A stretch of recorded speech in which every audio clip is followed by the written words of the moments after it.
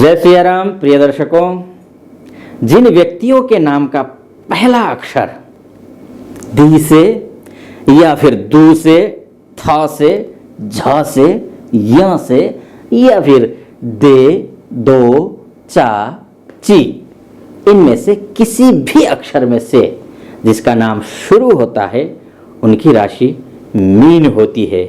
और आज मैं इस वीडियो में मीन राशि वालों के लिए जुलाई का महीना कैसा रहने वाला है, उनकी professional life, personal life, love life, finance, career, job, health, सभी बिंदुओं पर विस्तार से चर्चा करेंगे। इस फलादेश के क्रम में मैं दो विधा से इसका फलादेश करूंगा। पहले वैदिक ज्योतिष से फलादेश करूंगा, उसके बाद फिर नक्षत्र ज्योतिष से। जब नक्षत्र ज्योतिष के से फलादेश करूंगा तो आप देखेंगे कि हर एक नक्षत्र के लिए अलग अलग फलादेश होगा। इसलिए वीडियो के अंत तक बने रहिए मेरे साथ, और वीडियो अच्छा लगे तो इस चैनल को सब्सक्राइब भी कर देना। ऑनलाइन की दुनिया में मैं नया हूं, आपकी सहयोग की अपेक्षा है। अच्छा लगे लाइक भी कर देना, और कमेंट बॉक्स में जाकर कुछ कमेंट करना चाहें तो अति सुंदर कमेंट भी कर दीजिएगा। चलिए बिना विलंब किए विषय में प्रवेश करते हैं। मीन राशि वालों के लिए पिछले महीनों की अपेक्षा ये महीना कुछ बेहतर तो है। मैं बहुत बेहतर नहीं बोलूंगा क्योंकि कई कारण हैं उसके। वैदिक ज्योतिष के हिसाब से मैं बात कर रहा हूं, क्योंकि मैंने पहले ही कहा आपको, पहले मैं वैदिक ज्योतिष के हिसाब से यानी कि गोचर के हिसाब से कि आपका जुलाई का महीना कैसे जाने वाला है, इस पर इसका फलादेश करूंगा। उसके बाद मैं नक्षत्र ज्योतिष में जाऊंगा कि नक्षत्र ज्योतिष के हिसाब से किस नक्षत्र के लिए, किन किन अक्षरों के लिए क्या क्या फलादेश होगा, इस विषय पर मैं बात करूंगा। तो गोचर के हिसाब से, वैदिक ज्योतिष के हिसाब से कई कारण ऐसे हैं जिनसे पिछले महीने की अपेक्षा बेहतर तो है ये महीना, लेकिन सबसे बेहतर नहीं है। कारण, पहला कारण यह है कि आपका बृहस्पति राहु गुरु के साथ में काफी दिनों से है, काफी महीनों से है। ये अप्रैल के 22 तारीख से ही है। राहु और गुरु का गुरु चांडाल योग बन रहा है। उसको बहुत ज्यादा तो मैं नहीं बोलूंगा क्योंकि ये अक्टूबर तक चलेगा, 30 अक्टूबर तक चलेगा। फिर भी एक रीजन है कि ये गुरु चांडाल योग बना रहा है और सेकंड हाउस में है, इसलिए सब कुछ पूरा महीना आपका डिपेंड करेगा आपकी वाणी पर। यानी कि अगर आपने किसी के साथ सद्व्यवहार किया, अच्छी वाणी आपने बोली, मधुर भाषा का प्रयोग आपने किया, तो निश्चित रूप से आपके लिए ये महीना अच्छा जाने वाला है। इसके बाद जाकर के अब यहाँ आते हैं आपके भाग्येश मंगल। पिछले महीने अर्थात जून में नीच के थे, जो काफी आपके लिए कष्टकारी रहे होंगे, क्योंकि जब भाग्येश ही, जो भाग्य को देने वाला जो ग्रह है, बोलते हैं भाग्यम फलति सर्वत्र न च विद्या न च पौरुषम। भाग्य अगर अच्छा हो सब कुछ हासिल किया जा सकता है, लेकिन अगर भाग्य ठीक नहीं हो तो हाथ आई हुई चीजें भी, सामने रखी हुई चीजें भी ऐसा लगेगा प्राप्त हो ही जाएगा, आज नहीं तो अभी, नहीं तो 1 घंटे के बाद, आज नहीं तो कल प्राप्त होगा। जो चीजें ऐसी लगती हैं वो भी छिड़क जाती हैं, वो भी दूर हो जाती हैं। वो स्थिति पैदा हुई होगी पिछले महीनों में। ये महीना उससे बेहतर तो है।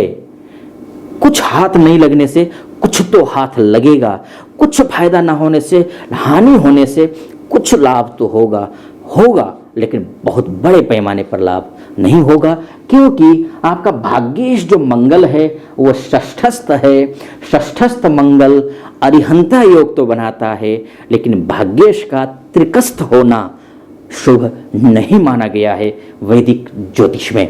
इसलिए उसके बाद जाकर के आपका जो ये तृतीयेश है, तृतीयेश भी यहाँ अष्टम में जाके षष्ठस्थ होना, ये भी आपके आत्मविश्वास के लिए, आपकी महत्वाकांक्षा के लिए, आपके साहस के लिए, आपके पराक्रम के लिए, आपके उत्साह और एनर्जी के लिए शुभ नहीं है। इसलिए आपको अपने उत्साह को बनाए रखना है, अपने एनर्जी को बनाए रखना है।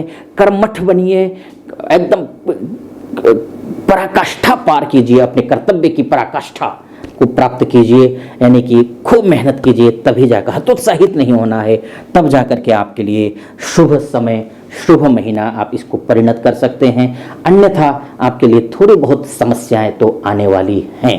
फिर से मैं दोहराऊंगा, बहुत बड़ी समस्याएं तो नहीं होंगी।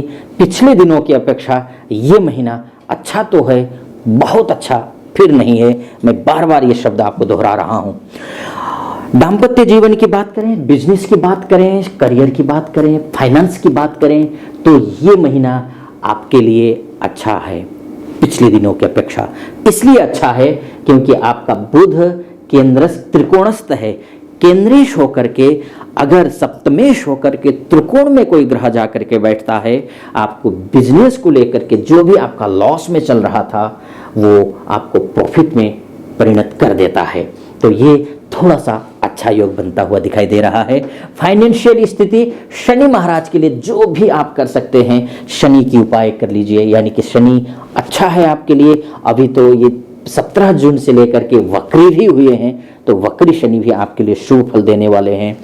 लेकिन फिर भी एक द्वादशस्थ शनि है, चूंकि वो अपने ही घर में कुंभ राशि में वक्री होकर के बैठे हुए हैं, नुकसान नहीं होगा, लेकिन आयेश होकर के यहां जाकर के बैठना कुछ अंश मात्रा में थोड़ा सा आय और व्यय ज्यादा करवाता है। यानी कि आय का स्रोत अच्छा हो लेकिन व्यय का स्रोत कम हो तो बेहतर रहता है, एक सामंजस्य बैठता है। लेकिन यहाँ पर आय के साथ साथ व्यय के भी रास्ते खुलेंगे। इसलिए व्यय को बंद करने के लिए कि अनावश्यक पैसा खर्च ना हो, शनि के उपाय आप करेंगे, आपके लिए अच्छा रहेगा। शनि के उपाय में ओम त्राम प्रीम प्रौम सह शनिश्चराय नमः इस मंत्र का जप करें, आपके लिए उचित लाभ मिलेगा, खासकर फाइनेंस के लिए। तो बाकी पद, प्रतिष्ठा, पैसा, इन सारी बातों को मैंने वैदिक ज्योतिष के हिसाब से आपके समक्ष साझा करने की कोशिश की।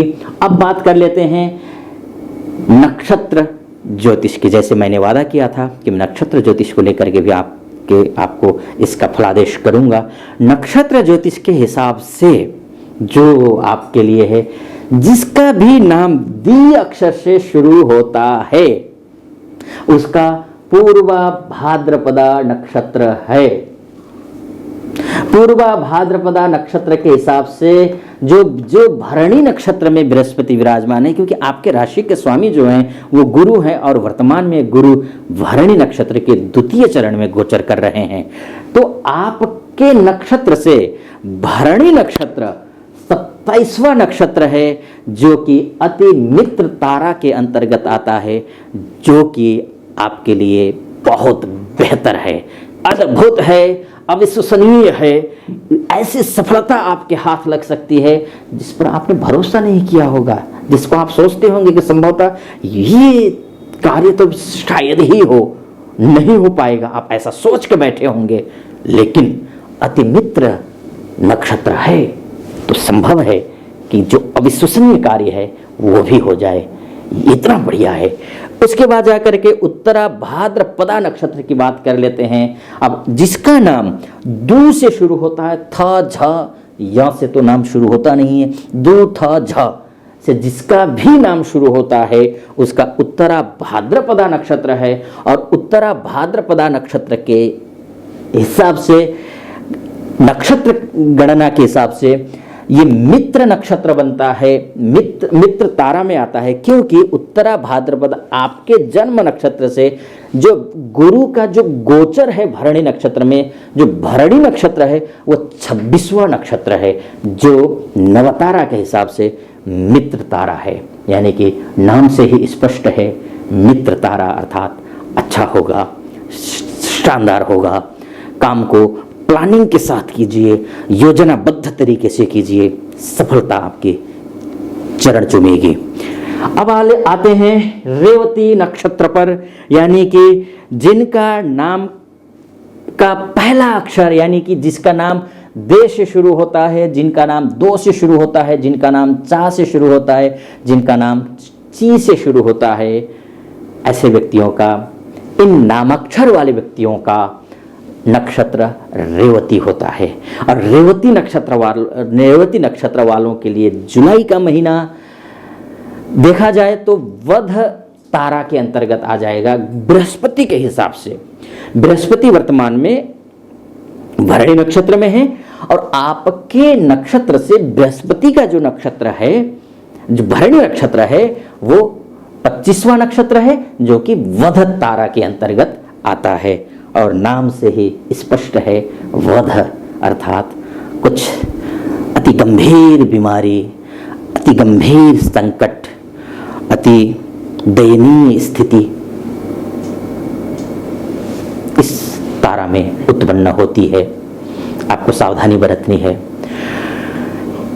सावधानी बरतनी गोचर के हिसाब से, वैदिक ज्योतिष के हिसाब से थोड़ा बेटर है, लेकिन नक्षत्र ज्योतिष के हिसाब से इनकी अपेक्षा आपका जो नक्षत्र है, इन नाम से जिनका, इन अक्षरों से जिनका नाम शुरू होता है, उनके लिए उतना शुभ नहीं है। मेहनत अधिक करनी है, पॉजिटिव रहना है और भगवान विष्णु की ओम विष्णवे नमः इस मंत्र का जप करना है और परिश्रम करना है और हतोत्साहित बिल्कुल नहीं होना है। ऐसा करेंगे तो निश्चित रूप से आपका भी दिन शुभ हो जाएगा। तो मित्रों, आज के लिए मैं अपने शब्दों को यहीं पर विराम देता हूं।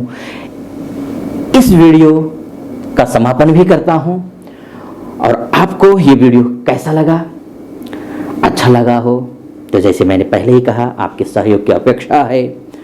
मेरा ये यूट्यूब का चैनल नया है, ऑनलाइन की दुनिया में मैं नया हूँ, ऑफलाइन ही क्लासेस लेता रहा हूँ।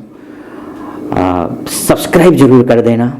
कुछ भी अच्छी बातें ज्योतिष से संबंधित अगर आप कमेंट बॉक्स में लिखना चाहें, आपका स्वागत है। लाइक कर दीजिएगा अच्छा लगा हो तो। हाँ, मुझसे अगर परामर्श लेना चाहते हैं तो हमारे डिस्क्रिप्शन में 2 नंबर होंगे, उन 2 नंबर पर कॉल करके आप हमारे प्रतिनिधि से मुझसे बात करने के लिए अपॉइंटमेंट ले सकते हैं। अगर आप वेबसाइट के थ्रू आना चाहते हैं तो हमारी वेबसाइट theacharyamukti.com के नाम से है, और अगर आप ऐप के थ्रू हमसे जुड़ना चाहते हैं तो द आचार्य मुक्ति नाम का ऐप है, उसको आप अपने मोबाइल में इंस्टॉल कीजिए और मुझसे ही नहीं बल्कि भारतवर्ष के जितने भी राज्य हैं, सभी राज्यों के सभी भाषाओं के उत्कृष्ट विद्वान एस्ट्रोलॉजर हमारे इस प्लेटफॉर्म में जुड़े हुए हैं। आप उनसे भी चर्चा कर सकते हैं, ज्योतिषीय परामर्श उनसे भी ले सकते हैं और मुझसे भी ले सकते हैं। फिलहाल मैं विदा चाहूँगा, अनुमति चाहूँगा। जय श्री राम।